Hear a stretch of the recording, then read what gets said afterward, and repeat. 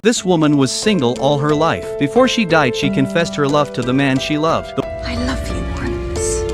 You cannot love Angelique.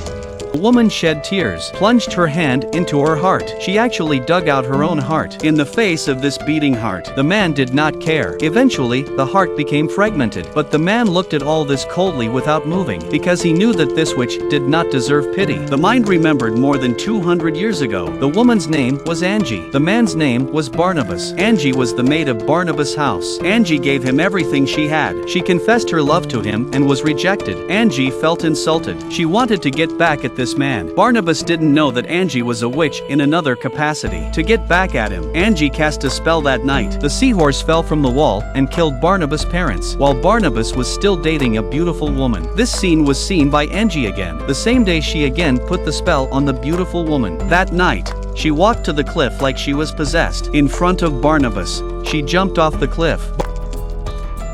Barnabas looked at the corpse of his beloved from above and despaired. He stood up and decided to go to heaven with his lover.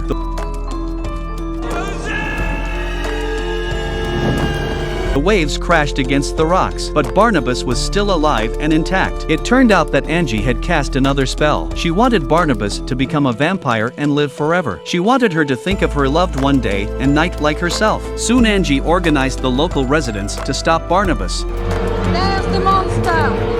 Barnabas was forcibly abducted by the residents, put in a coffin with 18 locks, buried deep underground. It was buried for 200 years. A construction site. The excavator seems to have dug something. People peeled open to see. It was the coffin. They cut the rope. They wanted to see what was going on. The coffin was smoking. A human figure rushed out. The blood of everyone in the room was used as a drink. This man was Barnabas. He followed his memory and found his family's villa. The young man in the house did not know his ancestor until he saw the picture on the wall. Barnabas became the master of the family again. By this time, Angie had already become a high-class person. Her assets were countless, and today her men told her. The excavator at the construction site seemed to have been drained of blood by something. Angie knew the man was out. When she arrived, there was only an empty coffin and a few corpses. She felt the need to go see that man again, because she hadn't forgotten Barnabas all these years. She drove her sports car to the Barnabas family. She burst through the door with an air of power. Barnabas heard the commotion downstairs and rushed down. When the two of them clasped hands, Barnabas was stunned. What happened? My name is Angie. Barnabas took her into the study to talk to her alone, but then Angie turned around and kissed him. Barnabas looked confused and took advantage of me. Angie hadn't seen the man she loved for a long time. She was very excited. The woman sat down in front of her old lover, whom she had not seen for 200 years. Locked in a box for 200 years. Don't exaggerate. It was only 196. Poor sweet Barnabas. Things have changed while you were taking your little nap. Barnabas knew that this woman was the cause of his own death. He wanted to go up and strangle her. Suddenly, Angie reached back. Barnabas saw the sunlight and hastily hid himself.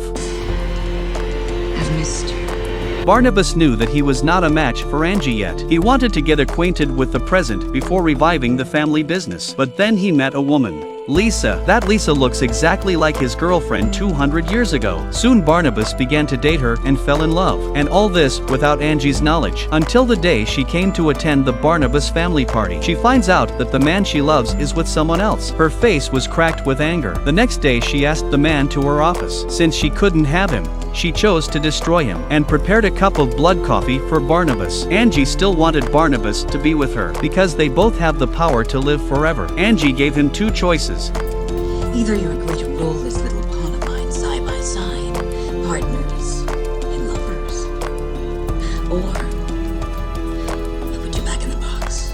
Barnabas ignored it and went outside. But when he opened the door, there was a coffin.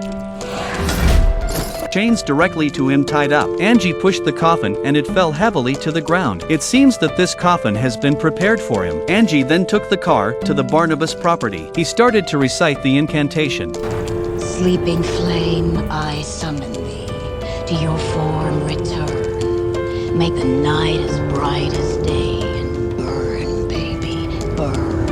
As soon as the words were spoken, the factory machines started to run automatically. The small factory collapsed. Angie then took the coffin to a location. She wanted to let Barnabas calm down for a few hundred years, but just as Angie left, A boy came in. By now, Angie had brought the police to Barnabas' doorstep. She accused the family of being criminals, just like she did 100 years ago. You've been harboring a murderer.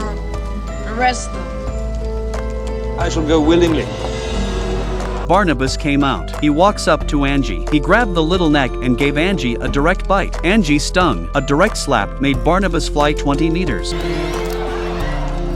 Excuse me. Excuse me, butler with a large axe to stop the road, but also to no avail. The police then realized that these two people are not human. Barnabas was furious. I worshipped you. Plagues me. Adored you. Despised you. Angie was angry. Everywhere she looked, blood began to flow, bleeding and cracking. All the statues in the house showed signs of life. Barnabas was also fastened to the wall by the statues. Angie slowly crawled across to him. They never understood. We're the same. We're meant to be. Leave him alone.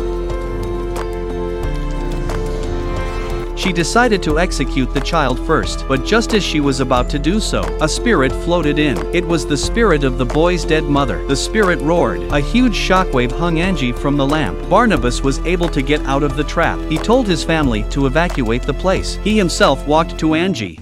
So quiet. You know, there was a time you wanted to possess me. No. I love you, Barnabas.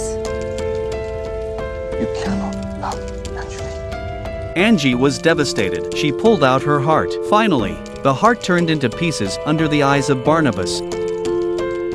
He gently stroked Angie's cheek. He didn't say another word. Afterwards, Barnabas rushed into Lisa's room and found that Lisa was gone. He rushed to the edge of the cliff, but was still too late. He went down and took a bite out of Lisa's neck.